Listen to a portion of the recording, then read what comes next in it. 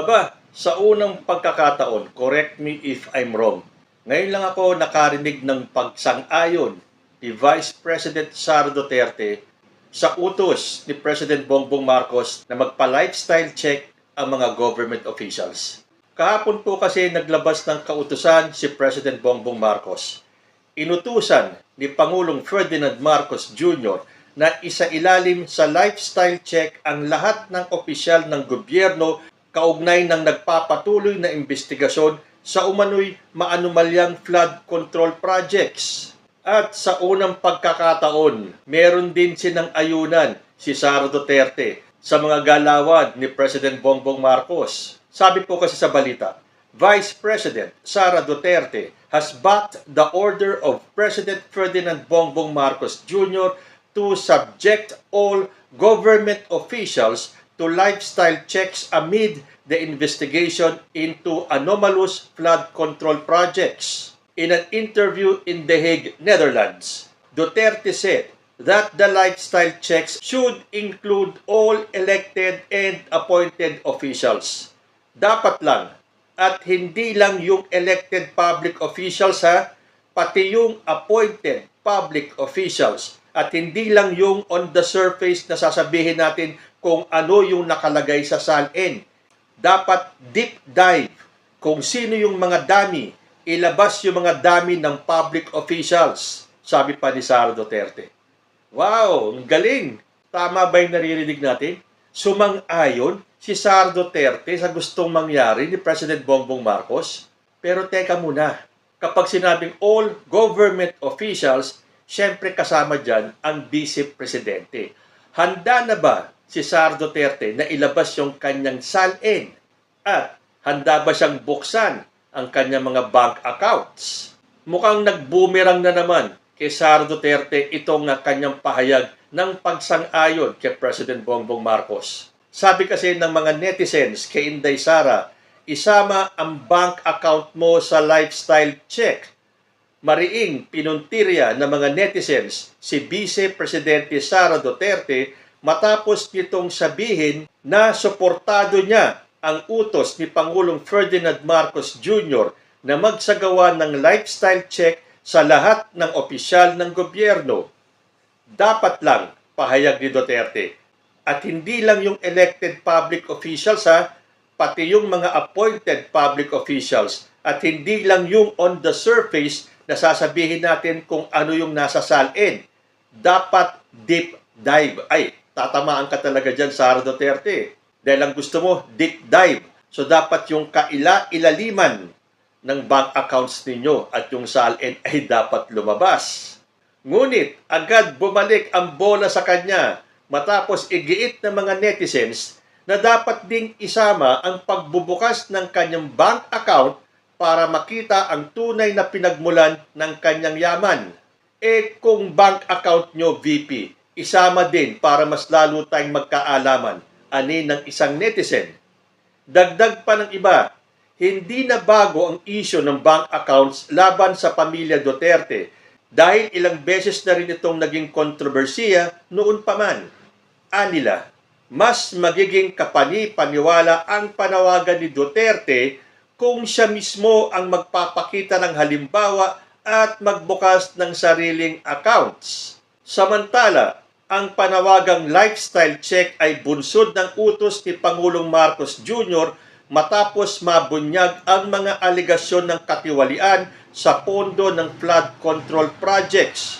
Layunin ng Malacanang na matiyak na hindi napupunta sa bulsa ng mga opisyal ang pondo na dapat sanay para sa pagresolba ng malalang problema ng pagbaha sa bansa.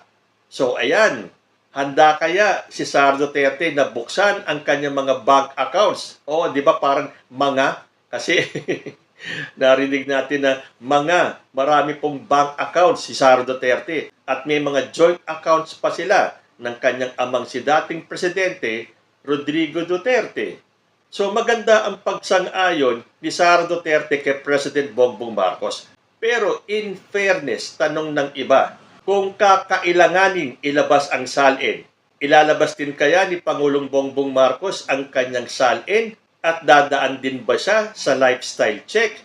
sa ginawang kautusan ni President Bongbong Marcos, I'm sure handa siya dahil siyempre kailangan niya mag-lead ng example kung uutusan niya ang lahat ng government officials na sumailalim sa lifestyle check. I'm sure handang gawin ni President Bongbong Marcos yan. Na kung tutuusin, alam po natin, simulat sa pulyan. Mula nung naupo sila ex-President Cory Aquino hanggang kay ex-President Rodrigo Duterte, wala pa pong presidente ang nagtagumpay na harapin ang problema ng korupsyon. Well, yung iba siguro nagtangkang kalabanin ng korupsyon at meron din naman na walang ginawa para sa problema ng korupsyon sa bansa natin.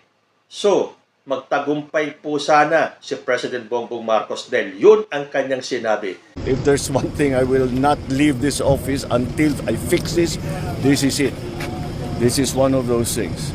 So sana yung ginagawang investigasyon ng Senado, dapat pantay-pantaya, nakakailang lang kasing tignan na itong mga senador ang mismong nag-iimbestiga ng mga anomalya samantalang ilan sa kanila ay nasasangkot dito sa mga maanumalyang flood projects na to.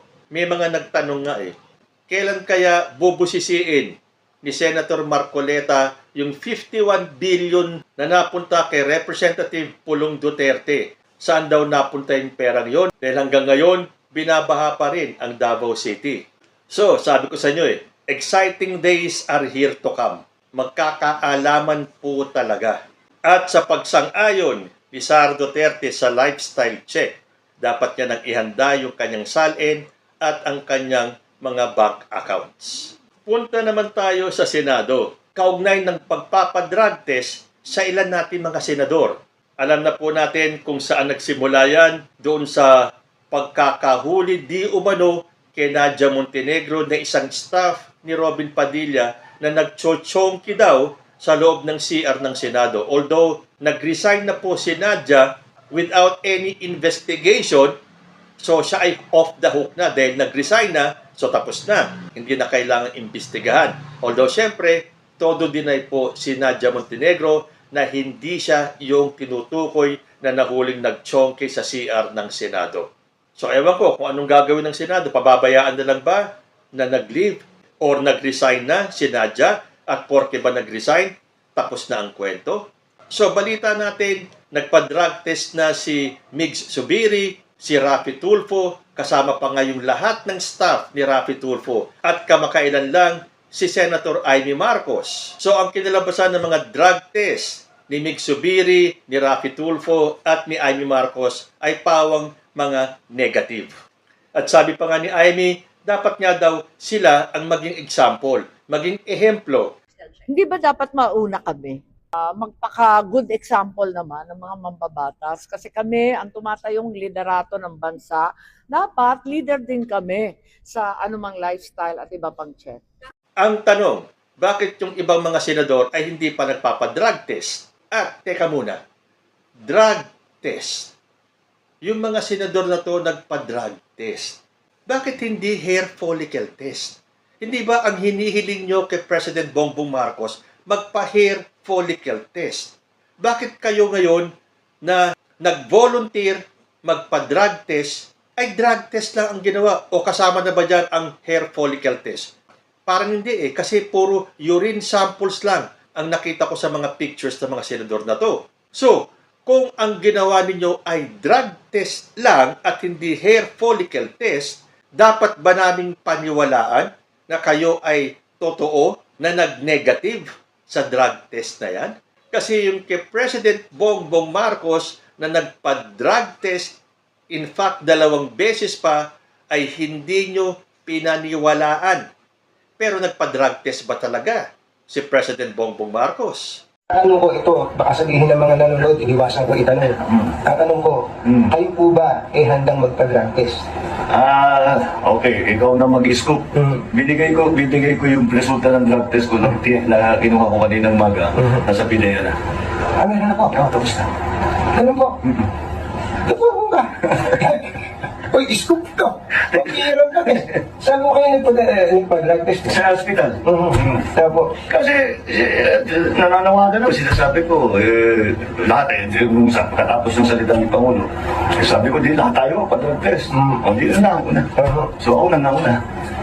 kaninang umaga pa. So ayan, nagpa-drug test na po si President Bongbong Marcos at yan ay kinumpirma pa ng mga taga St. Luke's.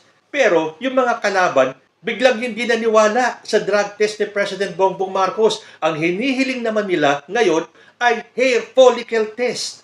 Itong mga senador na to, bakit hindi hair follicle test ang ginawa? Drug test lang. So hindi ba dapat hair follicle test din para patunayan ninyo na kayo ay walang bahid ng droga sa katawan? Kasi yun ang hinihiling nyo kay President Bongbong Marcos eh. Yung pala, hanggang drug test lang din ang gagawin ninyo. So, patas ba naman yun? Kung para sa inyo, ang drug test will suffice. Pero kay President Bongbong Marcos, hindi kayo naniniwala sa drug test niya. Dapat ipa-hair follicle test. Asa naman ang hustisya doon? So tulad ng sinabi ni Amy Marcos, dapat mag-set sila ng example. Kung itong tatlong senador na to nagpa-drug test na, well, hindi ko alam kung as of this moment may ibang mga senador na ang nagpa-drug test din. Ang hinihintay ng taong bayan, hindi ko naman alam kung bakit singled out nila si Robin Padilla. So ngayon nagpa-drug test na ang mga senador natin, well, yung ibang mga senador natin, tanggap na kahit drug test lang at hindi hair follicle test, ay dapat na nating paniwalaan. Pero yung kay President Bongbong Marcos na drug test, ayaw nilang paniwalaan dahil ang gusto nila, hair follicle test. O, kayo ngayong mga DDS na ayaw maniwala sa drug test ni President Bongbong Marcos. Hikayatin nyo yung mga senador natin na magpa-hair follicle test. Until such time na ang mga senador na to o yung mga iba pang mga government officials natin ay magpa-hair follicle test din, pantay-pantay lang sila. Magpa-drug test kayo at dapat lahat paniwalaan kung nag-negative na. No questions asked dahil nagpa-drug test na na siyang ginawa ng ating presidente bago pa man mag-eleksyon. So, hihintayin po natin ang lifestyle check at sasama po dyan si Vice President Sara Duterte para magkaalaman na ilabas kaya ni Sara yung kanyang salin at buksan kaya ang kanyang mga bank accounts? At susunod na kaya ang ibang mga senador natin na magpa-drug test o magyayabang sila at magpapa-hair follicle test?